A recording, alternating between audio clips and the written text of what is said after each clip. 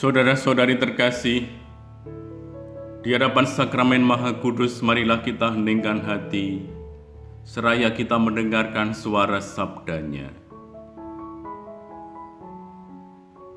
Bacaan diambil dari Injil Markus, bab 6, ayat 30 sampai dengan 34. Pada waktu itu, Yesus mengutus murid-muridnya mewartakan Injil. Setelah menunaikan tugas itu, mereka kembali berkumpul dengan Yesus dan memberitahukan kepadanya semua yang mereka kerjakan dan ajarkan. Lalu Yesus berkata kepada mereka, "Marilah ke tempat yang sunyi supaya kita sendirian dan beristirahatlah sejenak." Memang begitu banyaknya orang yang datang dan yang pergi, sehingga makan pun mereka tidak sempat. Maka pergilah mereka mengasingkan diri dengan perahu ke tempat yang sunyi.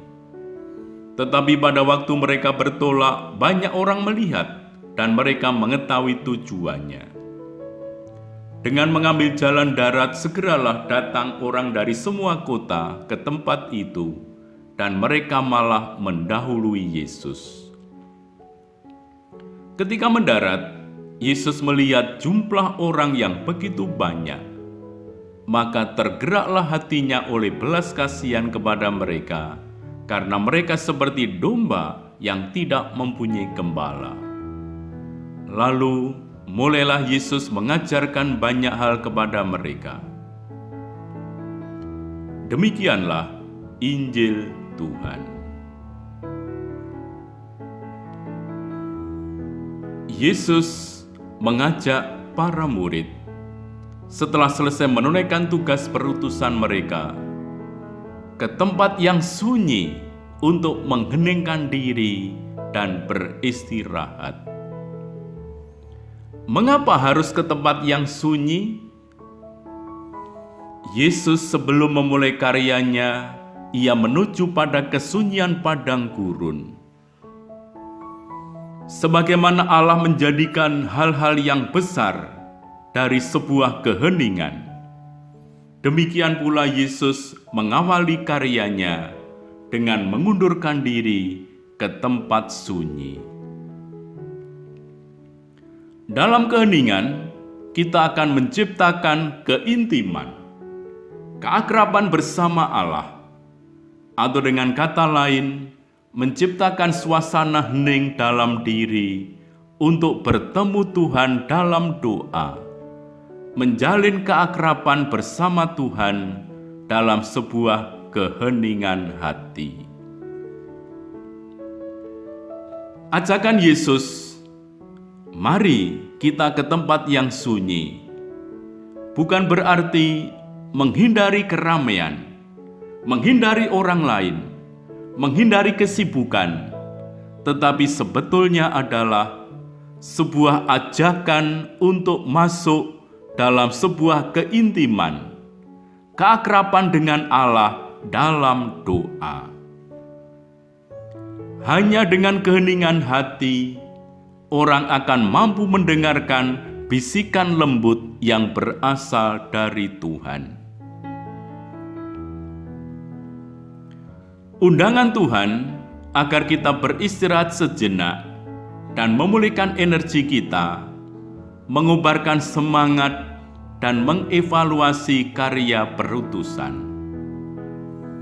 Sebagaimana kata pemazmur, "Ia membaringkan aku di padang rumput yang hijau, Ia membimbing aku ke air yang tenang, Ia menyegarkan jiwaku."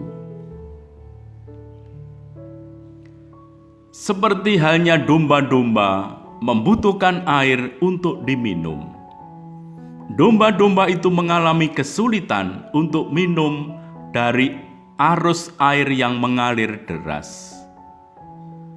Oleh karena itu, sang gembala harus membangun semacam kubangan kecil yang disusun dari batu-batu pada pinggiran sungai yang mengalir dari pegunungan, atau dia harus mencari kolam air yang tenang.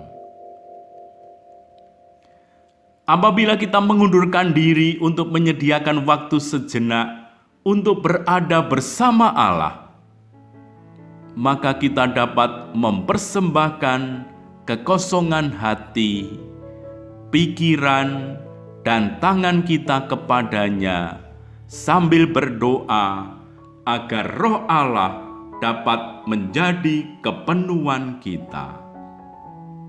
Ia membimbing aku ke air yang tenang. Ia menyegarkan jiwaku.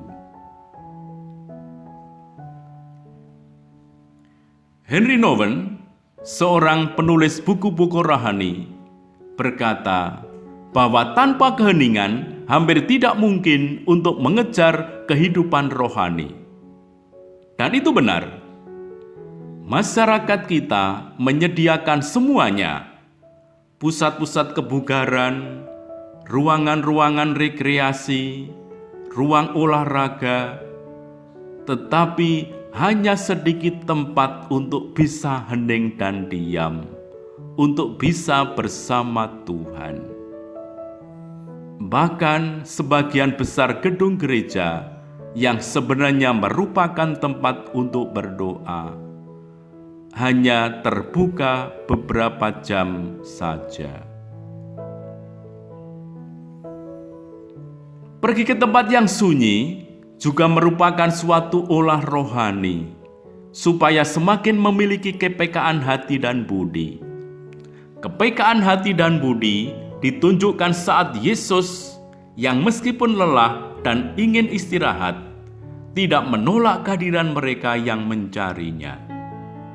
Tuhan Yesus sungguh punya hati yang peka bagi mereka. Yesus tergerak hatinya oleh belas kasihan. Kata belas kasihan, kasih setia, kemurahan hati sering muncul dalam kitab suci dan biasanya dihubungkan dengan Allah dan Yesus. Memang belas kasihan bukan hanya salah satu sikap ilahi. Belas kasihan atau kerahiman adalah Allah sendiri yang dalam kasih-Nya tanpa pamrih menyatakan dirinya di kayu salib.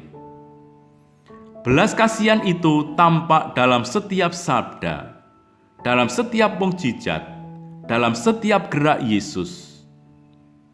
Belas kasihan itu akhirnya menjadi roti kehidupan saat Yesus menyerahkan nyawanya demi menyelamatkan umat manusia.